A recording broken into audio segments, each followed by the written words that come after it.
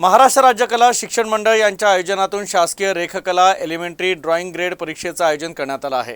नागपूरच्या कामठी येथील dragon palace परिसरातील कर्मवीर दादासाहेब कुंभारे हरदास शाळेत देखील विद्यार्थ्यांनी ही परीक्षा दिली। शाळेच्या अध्यक्षा ॲडव्होकेट सुलेखा कुंभारे यांनी विद्यार्थ्यांची भेट घेतली आणि विद्यार्थ्यांचं मनोबल वाढवलं।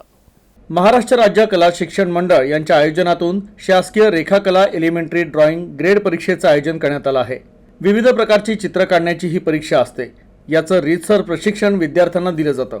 या परीक्षेत हरदास शाळा, नूतन सरस्वती विद्यालय, खतिजाबाई हायस्कूल, होम सायन्स विद्यालय, रत्नाप्पा कुंभार विद्यालय, शारदा मिशन शाळा, सेंट जोसेफ शाळा, धर्मराज विद्यालय, दिल्ली पब्लिक स्कूल, जेनेली शाळा अशा शाळांमधील 300 विद्यार्थ्यांनी आपला सहभाग नोंदवला होता।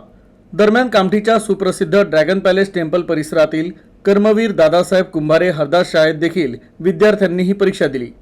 शाळेच्या अध्यक्षा ॲडव्होकेट सुलेखा कुंभारे यांनी विद्यार्थ्यांची भेट घेतली आणि विद्यार्थ्यांचं मनोबल वाढवलं। विश्वविख्यात ड्रॅगन पॅलेसच्या परिसरात असलेलं हे हरदास विद्यालय एक सामाजिक बांधिलकीतून आम्ही याला सुरुवात केली होती आणि शैक्षणिक क्षेत्रामध्ये हे फार पुढे पाऊल येत आहे। आता इथे हरदास विद्यालय जे मराठी माध्यम होतं ते आता इंटरनॅशनल ड्रॅगन स्कूलच्या माध्यमातून सीबीएसई पॅटर्न पण आम्ही सुरू केलेला आहे।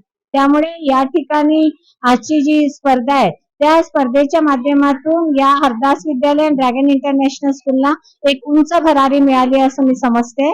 मी सर्व विद्यार्थ्यांना या परीक्षेच्या निमित्ताने खूप खूप शुभेच्छा देते।